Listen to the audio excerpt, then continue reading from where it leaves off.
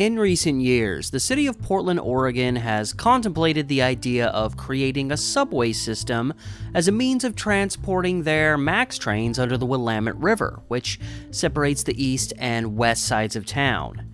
As of today, all of the city's MAX lines cross the river at the steel bridge, meaning if anything goes awry with that 110-year-old rust bucket, that system is going to be screwed, and for quite some time. Despite this tunnel under the river coming up in discussions, it appears far away from ever becoming a reality, if the discussions process much further at all. But this is hardly the first time the City of Roses has contemplated a subway-style system, and in particular, one that tunnels under the Willamette River. Like many other city projects, it's an idea that hit its stride, lingered around for a few years, and never materialized. And the primary origins of this idea take us back more than 100 years.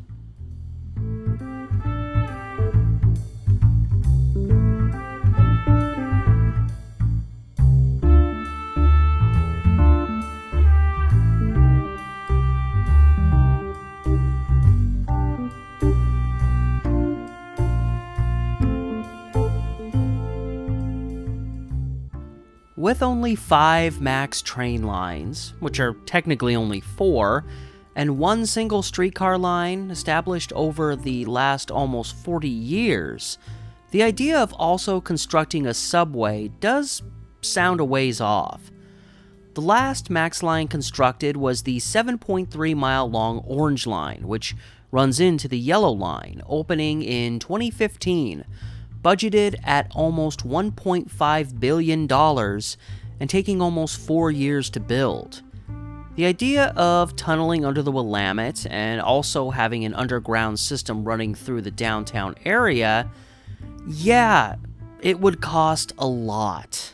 But way back in the early 1900s, a potential subway system going under the river would have been a bit more fiscally possible, and unlike today, it would have been constructed in a city with an extensive and robust streetcar system.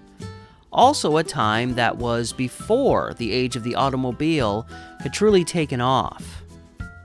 While many see taking the train in Portland today as an unfortunate necessity, back in 1906, a ride into town on the streetcar was about as flashy as life could get. To understand why something like a subway would suddenly come up for serious discussion at this time, it is important to understand where Portland was in 1906. Less than a year removed from the Lewis and Clark Exposition, Portland was in the early stages of its greatest period of growth ever. Between 1905 and 1910, its population more than doubled, ballooning from around 100,000 people to more than 207,000.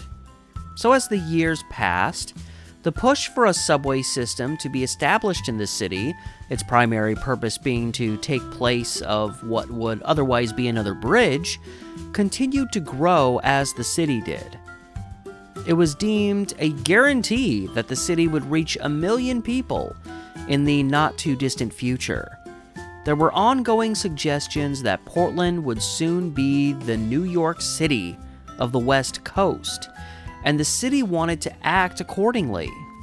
When the city was pushing creating a park on Ross Island, it was described as Portland's version of New York's Central Park. And then a subway? Well, at least to an outsider, what would be more New York than building a subway? The talk really started in April of 1906, when 2 men, Thomas McCusker and L.Y. Keaty, applied for a franchise to the city council with the purpose of building a subway that would run under the Willamette River between the east and west sides of town. This would create an unobstructed route for a streetcar line and hopefully alleviate traffic on the city's bridges, which had streetcar lines as well. And bridges were the key focus here.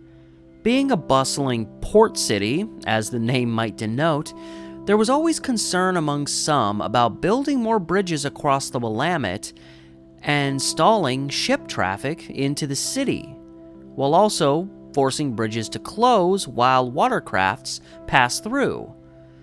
It was genuinely considered that if floating down the Willamette into town became too congested, that business might shift elsewhere, perhaps somewhere easier, up on the Columbia.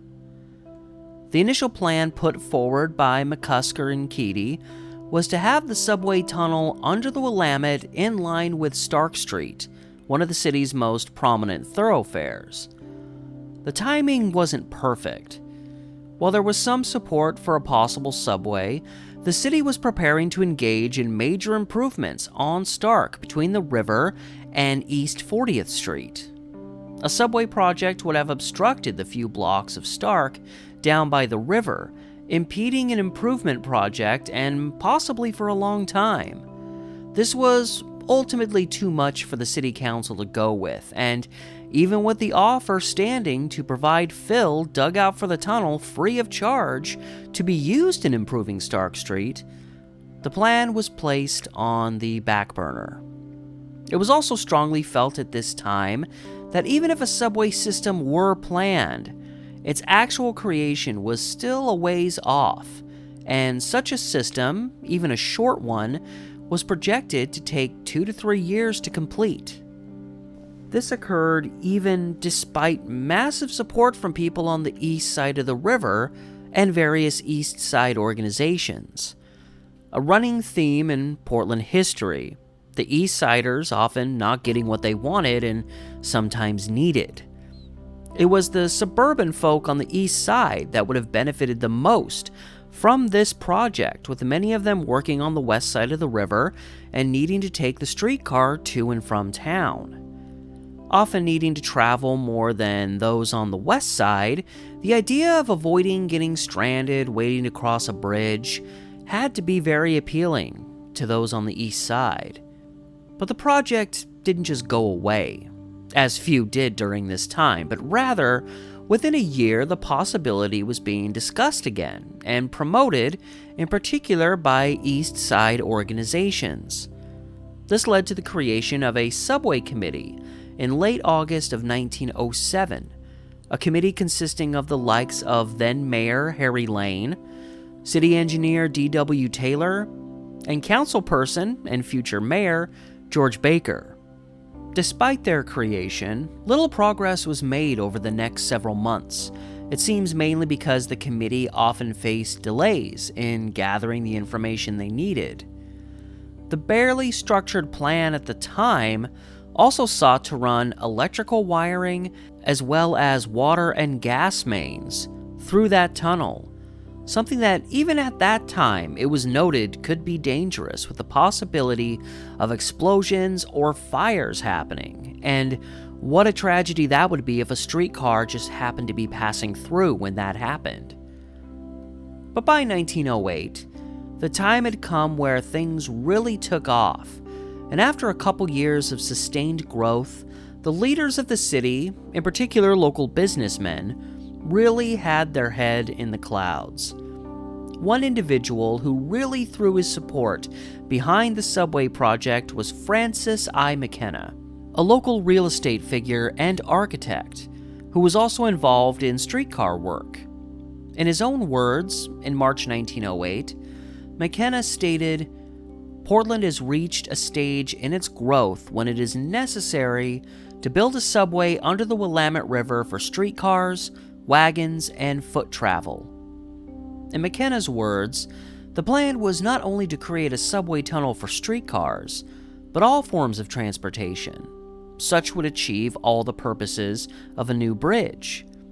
It was at this time, primarily out of McKenna's own mouth, that an actual detailed description was provided as to exactly what a subway tunnel running under the river would consist of.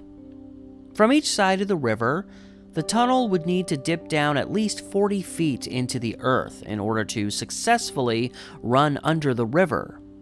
The tube, as they were often called, would be about 48 feet wide and would have 2 tracks for streetcars in the center, obviously one track for each direction.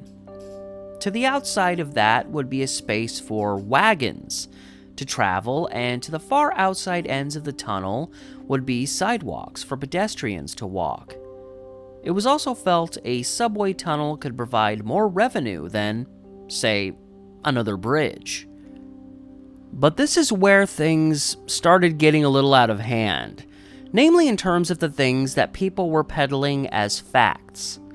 And again, a lot of this, I believe, was affected by the steady growth of the city at this time, growth that many did not seem to realize could stall at some point. For one, Francis McKenna made the statement that, unlike a bridge, a subway tunnel would require practically no maintenance. McKenna also expressed a sentiment that was being pushed by subway supporters at the time, which was that a subway under the river could be constructed for about the same cost as a bridge. This ignored a survey report that came out prior, produced by an engineer hired by the city, wherein the actual cost of a subway was ballparked to cost around $7 million to create. But in 1908, it was said that such a project could be completed for something between $500,000 and $1 million. So someone was being dishonest here. Considering the fact that a few years later, another subway idea was being proposed to the tune of $15 million, somehow I don't think it was the engineer who was in error. And for the record, 3 more bridges would be constructed in the next couple years: the 1910 Hawthorne Bridge, the 1912 replacement Steel Bridge, and the 1913 Broadway Bridge. The steel was the most expensive of these 3 bridges, at a cost of $1.7 million. So the idea that a subway could easily be done at the same cost of another bridge appeared to be a bit of a stretch. Even the Ross Island Bridge, not erected until 1926, only cost around $2 million to build. Another key figure in local real estate and the city's streetcar system was Dr. William Killingsworth, whose name graces a prominent street to the northern part of town. His perspective may have been even more exaggerated than Francis McKenna, as he called the construction of a subway system as strong an advertisement for the city of Portland as the Lewis and Clark Exposition had been. You know, that event that almost single-handedly more than doubled Portland's population in less than 5 years. But Killingsworth was also another prominent local citizen incapable of objectivity while looking into the future, as he was quoted to say that any sane person knew that Portland would soon become the largest shipping, manufacturing, and distributing city on the West Coast. And that didn't quite happen. By this time, the heavy push for a subway had moved from the original planned site in line with Stark Street as it went under the river to the south, as the hope was for it to replace the dilapidated second installment of the Madison Street Bridge, which would be shut down completely in 1909. In less than 20 years, 2 bridges at this site had failed, so to say there were negatives about just building more bridges at this time was not entirely inaccurate. But in the end, the Madison Street Bridge would be replaced by the still-standing Hawthorne Bridge. And, as mentioned before, the Steel and Broadway bridges followed shortly after. Regardless who put their names behind a subway project, which included the support of Mayor Harry Lane, it just seemed the people wanted bridges more. Just like the subway, the Broadway Bridge in particular had major support thrown behind it from people living on the east side. Some even called the mass support behind a subway system a coordinated effort to just stop more bridge construction, which, I mean, yeah, that was the focus. By December 1910, in line with the opening of the Hawthorne Bridge, a new company was incorporated called the Portland Subway Company. With $100,000 in capital stock, This new company made it clear from the start that they were created just to get the early work on this project going. They would then be replaced by a larger corporation, their representation being a large banking syndicate based out of Europe. This group was planning on investing millions into Portland, likely trying to cash in on its rapid growth. But this meant they would be funding the project, something that would cost something around $15 million. A fairly high price tag, but this system was planned a good ways beyond just providing a streetcar tunnel under the Willamette River. This subway system would consist of 4 lines of track, 2 for an existing streetcar line, and the other 2 for what they hoped would be a new independent system. This would also be a system that ran a good distance through the east side of town, with about 150 miles worth of track planned for that area. And on the west side, the train would end near the city's main commercial district, never coming to the surface, but rather just making a loop to resume traffic going in the opposite direction. Stations would direct people to the subway below and could be accessible through either elevators or inclined walkways. It was going to be expensive, but this was by far the most sophisticated subway idea yet conceived for the city. It also never happened. It too would have taken about 3 years to complete, so perhaps a matter of time ended up just complicating things, as it often can. The 1910s would see a consistent, gradual fall in terms of support for a subway system in the city, despite its possible benefits. The idea would revive itself again in brief flashes, only to seemingly be forgotten right away. In February 1913, it was reported some East Side groups again were looking into trying to make a subway under the Willamette River a reality. And by the end of the decade, the city started looking into constructing a river subway, which would consist of a tunnel going under the river. But by this point, the subway tunnel was focused on supporting horse and carriage and motor vehicle traffic, while bridges would be primarily used for streetcars and pedestrian traffic. So the objective had changed once again. Claimed to only cost about $1 million to build, the descent to go under the river from the east side was planned to start at Ankeny and Grand Avenue. It would then come out on the west end at Ankeny and Park Avenue. Thus, it would run in line with Ankeny Street, only 1 block south of Burnside Street, and the Burnside Bridge. Guess which bridge in the city was receiving heavy pressure to be replaced around this time? The Burnside. So it seems this was just another example of trying to replace a bridge with a subway. The city council was not optimistic about the idea, flat out stating there was no serious need at this point for a subway in Portland. They also noted the issue of fumes and gases building up in the tunnel, which would have funneled out through the entry points. An article published in October 1919 also delved into the increased significance of motor buses in town, which, unlike streetcars, were not restricted to rails and traveled routes that could be changed as needed. And if a bus broke down, it was just one bus instead of a whole streetcar blocking the whole line. It was becoming more and more clear as time went on that the window of opportunity for a system such as this was rapidly closing, and most people seemed to be cool with that. But it equally drew out a sense of criticism that likely only grew over the course of the 1910s, something that got at the heart of the relationship between city government and its citizens.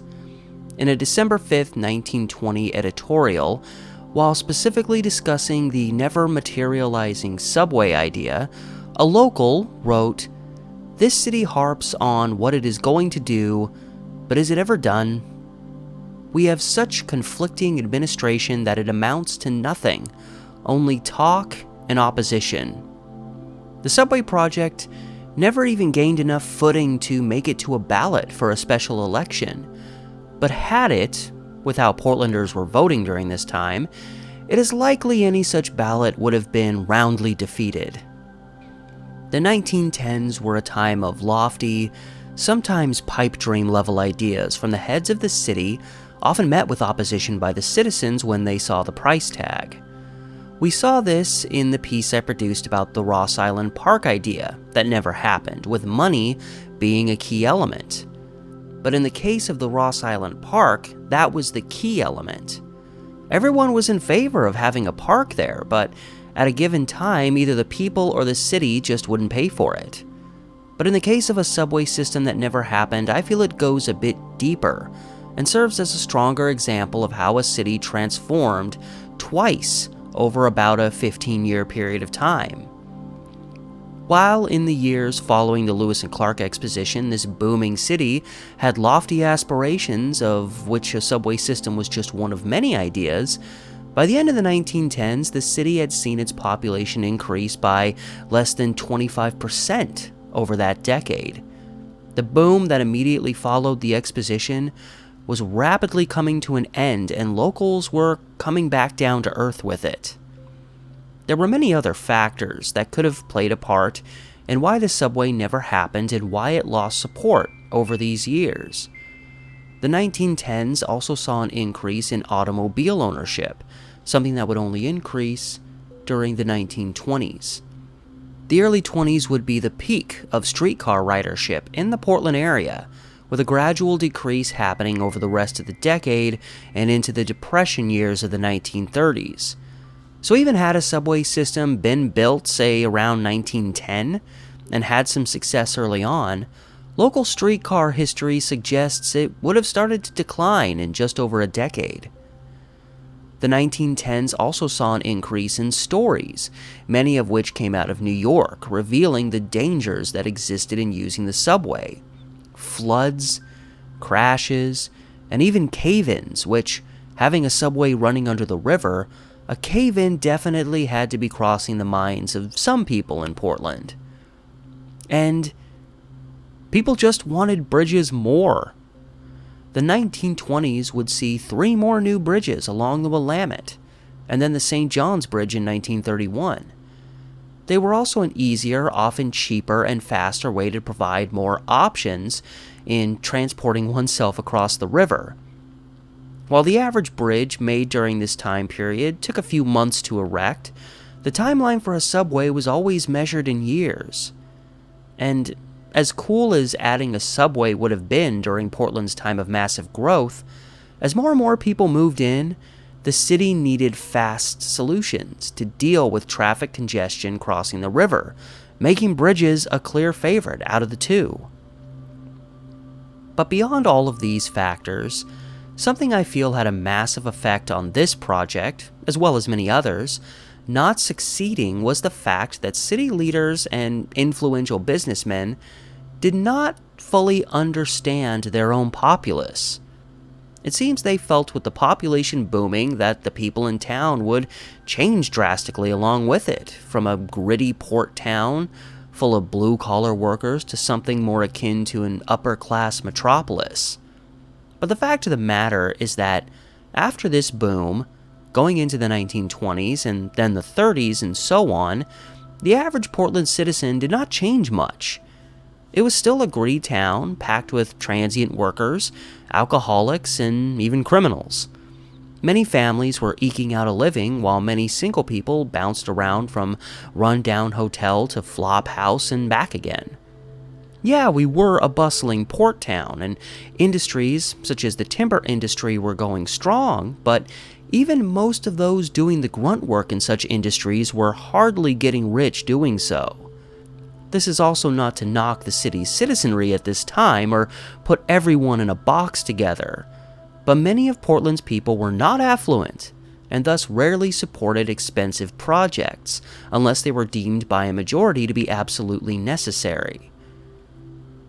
Portland was also a city of people who liked things the way they were and often fought to keep it that way, a sentiment that stayed alive on into, some might say, even the 1980s. So when flashy ideas that were likely to alter the landscape came along, Portlanders were likely to resist them. And the people in power either did not understand this, didn't want to understand it, or truly did see it and did their best to avoid it or pressure the people to change. Then again, a city government not listening to or understanding their people, that never happens. The Portland of 1906 and the Portland of 1920 were vastly different cities with different perspectives about their immediate future. The streetcar system would last through dwindling ridership into the late 1950s, with TriMet's Max light rail system going into effect in 1986. Had a subway been established in those early years, my guess is it would long since be closed by now. Perhaps a cool abandoned spot to explore around for a while before eventually being sealed up.